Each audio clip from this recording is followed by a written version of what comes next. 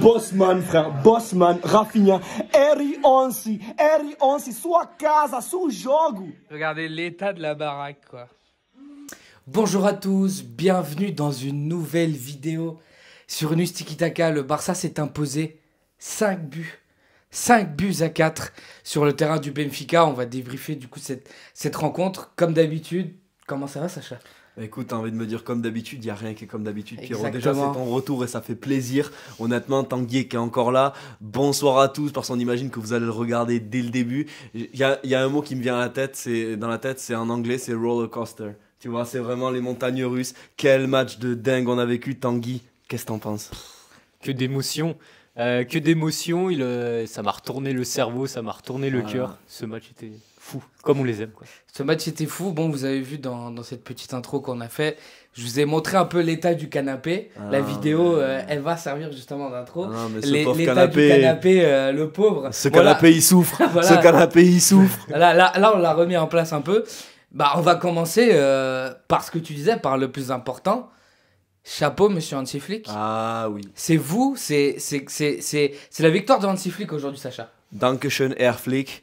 Je veux dire, merci beaucoup, monsieur Flick, parce Danke. que vraiment, en fait, on regarde le match et au moment où il va faire les changements, Hans Flick, on voit que il y a Ferran Torres et Eric Garcia qui vont rentrer et on se dit, bon, allez, quelque part, on voit la sortie de Koundé, on comprend pas trop. Ok, c'est une Monaco 2.0. Il abandonne le match, il se dit quoi qu'il arrive, c'est pas grave, il en reste un autre. Bon, on gagnera au Montjuic et on va boucler les 8 premiers. J'en perds mon latin tellement ce match était fou. Et en fait, non. Il sort une innovation, il se dit quoi? Non, on y va à fond. Ok, on est à 4-2, parce qu'après on va revenir sur Araujo l'assassin. Mais voilà, on est à 4-2, en grosse difficulté, dans un stade incandescent. Et pourtant, on va encore jouer notre football, on va encore jouer sur nos points forts et on va encore plus leur faire mal.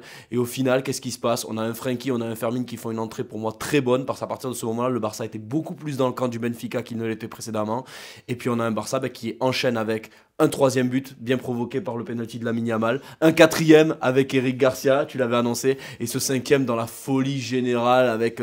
on a l'impression qu'il y a un penalty pour le Benfica et au final... Le monsieur XXL de la saison, Rafinha, qui nous plante une remontada fantastique. Moi, je le disais déjà, et après, je laisserai la parole à Tanguy, mais quand il met ce but, Rafinha, parce que le premier but de Rafinha, il faut en parler quand même. Je veux dire, c'est anodin. Je veux dire, c'est un but quand même qui sort, enfin, qui est du paranormal. Voilà, c'est pas anodin. Voilà, ouais, c'est pas anodin. Voilà, c'est ça. C'est du paranormal. Et au final, comment ce but arrive, moi, je leur disais aux gars justement en off, je leur disais, écoutez les gars, là, je le sens. Là, je le sens. Au final, j'avais dit aussi que sur le 4-2, bon... Il avait dit beaucoup de choses ce soir. Voilà. Il avait dit beaucoup de choses. Mais je pense beaucoup de bonnes choses. Voilà, je pense que je ne suis pas le seul, justement, à avoir eu ces sensations. Justement, tu parlais de roller coaster, tu parlais de montagne russe. Et bah, c'est ça, ce match. Comment tu l'as vécu, toi aussi, Tanguy? Moi, en fait, j'ai l'impression qu'en voyant ce Barça, en fait, c'est la réussite du champion. Vraiment, la réussite d'un champion. Et c'est sûr, on a Hansi Flick qui est man of the match, de très loin. Et en fait, ouais, c'est vraiment la réussite d'un champion. On voit le troisième but du Barça qui est vraiment mal en point et qui vient de nulle part, ce troisième but. Et puis, il y a les changements qui apportent énormément de choses. Et puis, bah, il y a cette fin de match complètement folle où tu dis dans un match, c'est pas un match où tu maîtrises tout. Très loin même d'ailleurs. Mais, Oui. mais tu as les paramètres qui sont avec toi et c'est la réussite du champion. Tout à fait. Justement, ouais, c'est ça, c'est que Tanguy parlait de ses paramètres. C'est surtout la défense qui a pêché aujourd'hui. Tu peux pas prendre 4 buts. Bon, certes, tu es à Benfica. Certes, tu es du coup à Lisbonne. Tu vas à l'extérieur.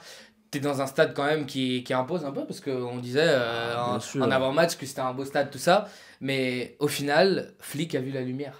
Flick a vu la lumière et c'est surtout... En fait, Flick, on le dit depuis tout le début de la saison, mais c'est un entraîneur qui a foi en son football, qui a foi en ce qu'il fait passer à son équipe et qui justement, l'équipe est réceptive à ce niveau-là. On n'est plus sur un entraîneur qui va insulter la mère de l'arbitre parce que justement, les événements sont en défaveur et qu'il y a un manque criant de travail et de maîtrise. Là, voilà, c'est quelque chose de posé. On le disait en off dans cette célébration qu'on a eue un petit peu tous les trois, mais on parle quand même d'un entraîneur qui a gagné un sextété. C'est le seul entraîneur au monde qui peut dire à Pep Guardiola, j'ai fait la même chose que toi. Je veux dire, ça veut dire des choses. Alors on a essayé de nous faire croire il y a un an, quand il y avait les premières rumeurs naissantes, que c'était juste un entraîneur allemand qui gueulait dans son vestiaire.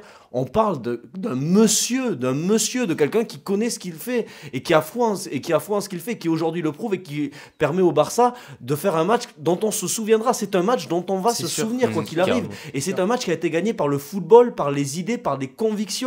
Là où depuis de trop nombreuses saisons, encore une fois désolé, on perdait des matchs par un manque de repères, par un manque d'identité, par un manque de volonté, par un Barça qui était peureux.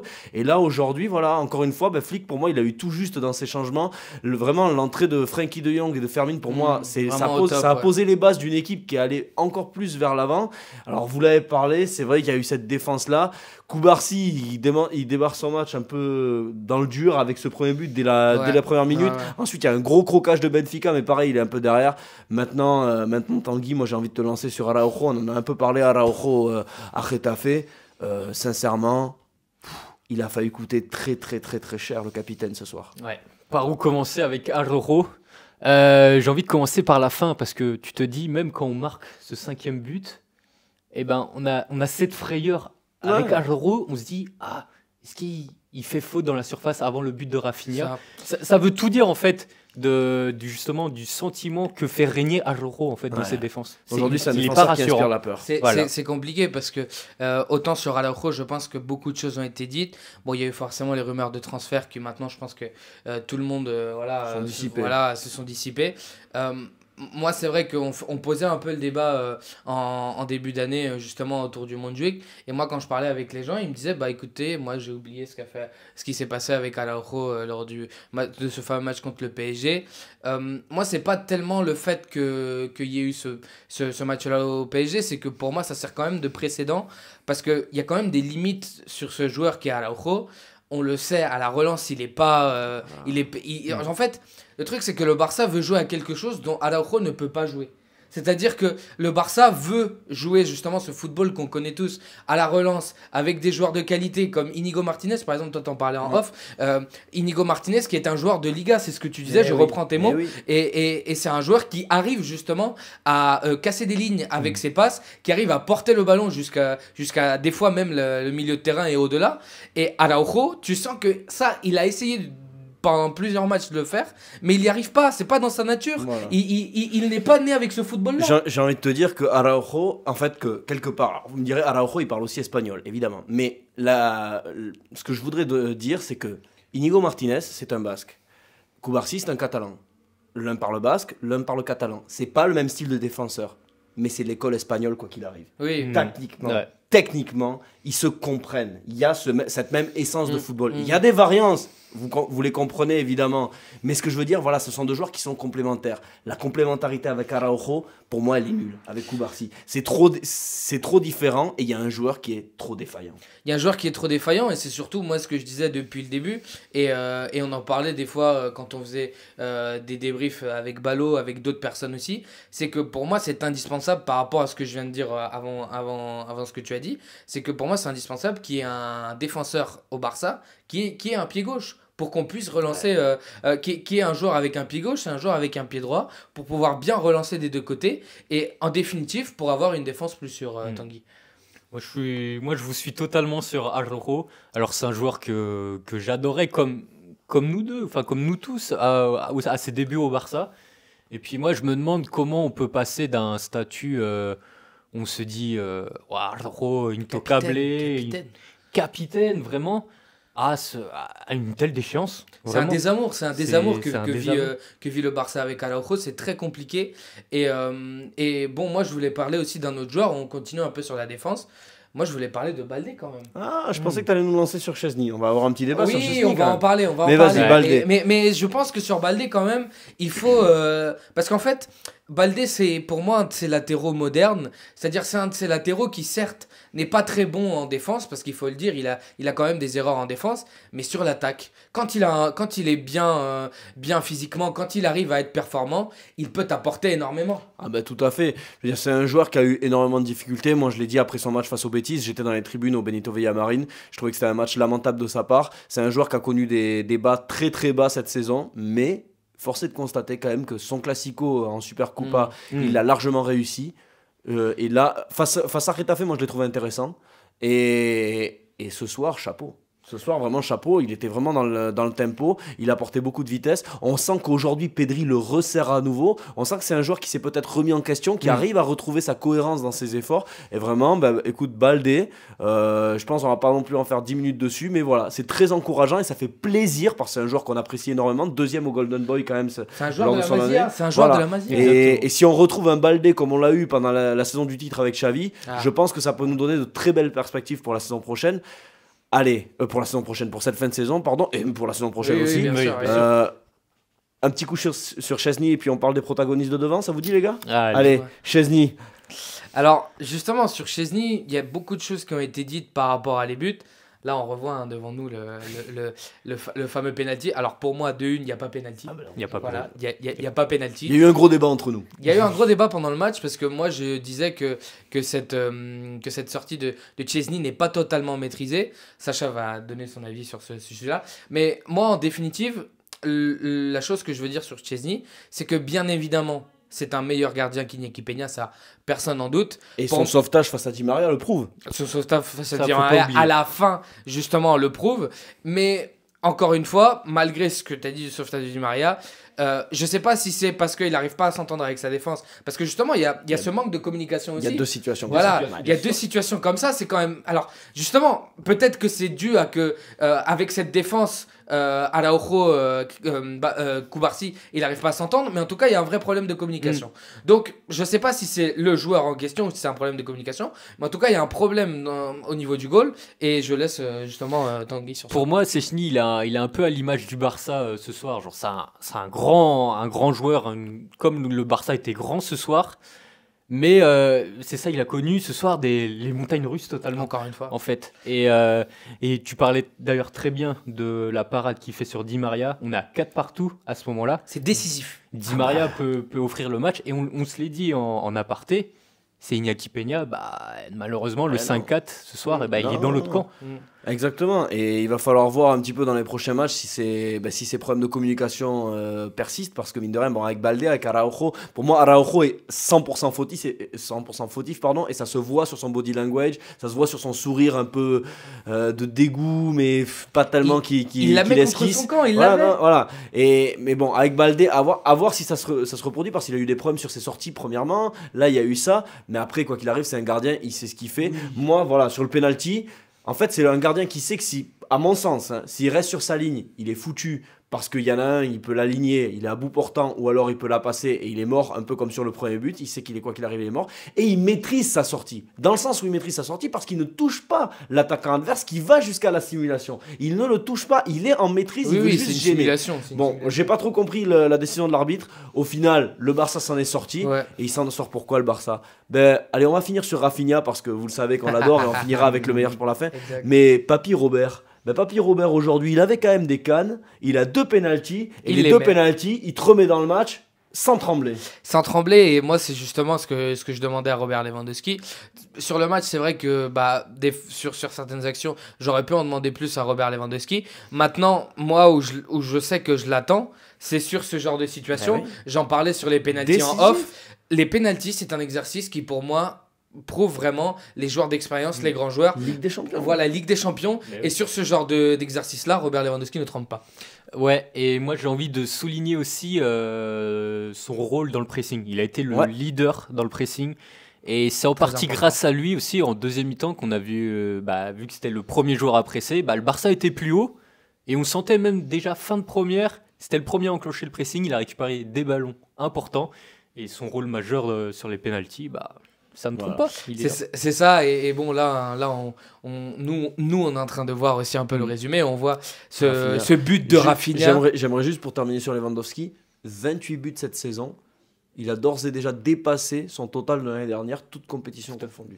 On C'est est à peine en janvier. Donc Monsieur Robert, il en a croqué cette saison, il a son âge, il va sur ses 37 ans, mais ce monsieur, en 3 ans au Barça, on peut dire ce qu'on veut, mais il vous aura mis ses 100 buts quand même. C'est fort, à son âge, c'est fort quand même. Et on sait qu'il aurait pu en mettre beaucoup plus. Oui, c'est ça. Mais il peut finir une saison à 40 buts quand même, à son âge. C'est très fort. Donc comme je disais, par rapport à Rafinha, bon, je vais pas vous... Enfin si, je vais vous demander quand même comment vous avez vécu ce but. Mais bon, c'était la folie, quoi.